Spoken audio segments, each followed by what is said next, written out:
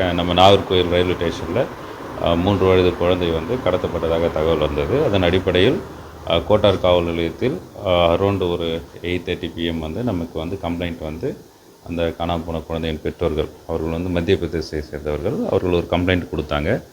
அந்த புகாரின் அடிப்படையில் வந்து உடனடியாக வந்து 5 ஸ்பெஷல் டீம் வந்து அமைக்கப்பட்டது. அந்த 5 ஸ்பெஷல் டீம் அமைக்கப்பட்டு அங்கேருந்து நம்ம சிசிடிவி கேமரா ஃபுட்டேஜ் வந்து செக் பண்ண ஆரம்பித்தோம். சிசிடிவி கேமரா ஃபுட்டேஜ் செக் பண்ணி அதில் ஒரு சஸ்பெக்ட் எடுத்தோம். அந்த சஸ்பெக்ட்ஸை எடுத்து தொடர்ச்சியாக சிசிடிவி கேமராஸ் வந்து ஃபாலோ பண்ணும்போது ஒரு ஆட்டோ டிரைவர்ன்றது நமக்கு தெரிய வந்தது. உடனே அந்த ஆட்டோ டிரைவரை வந்து நம்ம ஃபாலோ பண்ணும்போது அவர் ஃபோன் வந்து சுவிட்ச் ஆஃப் பண்ணிட்டோம். சுவிட்ச் ஆஃப் பண்ண பிறகு உடனடியாக அரௌண்டு ஒரு 50 to 60 போலீஸ் பர்சன் வந்து ஒரு சர்ச் ஆப்ரேஷன் வந்து நம்ம இன்வால்வ் பண்ணியிருப்போம். ஸோ அவ்வளோ போலீஸ் வந்து அந்த அங்கே பார்வதிபுரம் உங்களுக்கு தெரியும், அந்த ஒரு ஏரியாவில் வந்து ஒரு காட்டு பகுதியில் வந்து அவர் மறைஞ்சு ஓடும்போது அங்கேருந்து பிடித்தோம். ஸோ அந்த குழந்தையும் வந்து அங்கேருந்து ஒரு ஆட்டோவில் வந்து குழந்தை மீட்கப்பட்டது. குழந்தை மீட்கப்பட்டோன்னா அவங்க குழந்தைக்கு ஃபஸ்ட் எய்ட் கொடுத்து இப்போ குழந்தை ரொம்ப உடல் நலத்தோடு வந்து அவங்க பேரண்ட்ஸ் கிட்ட வந்து நம்ம ஹேண்ட் ஓவர் பண்ணிட்டோம்.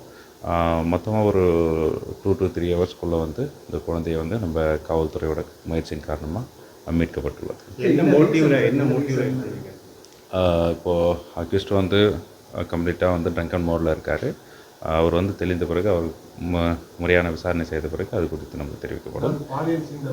இல்லை, இது வரைக்கும் நம்ம ஃபஸ்ட் எய்ட் கொடுத்தோம், ஹாஸ்பிட்டலில் ட்ரீட்மெண்ட்டும் கொடுத்தோம். ஸோ அதுபோல் குழந்தைகளுக்கு எந்த விதமான ஹராஸ்மெண்ட்டோ இல்லை எந்த விதமான இன்ஜுரிஸோ இல்லை. பிளே ஸ்டோர் மற்றும் ஆப் ஸ்டோரில் இருந்து பாலிமர் செயலியை QR கோடு மூலம் பதிவிறக்கம் செய்யுங்கள். செய்திகளை உடனுக்குடன் பெறுங்கள்.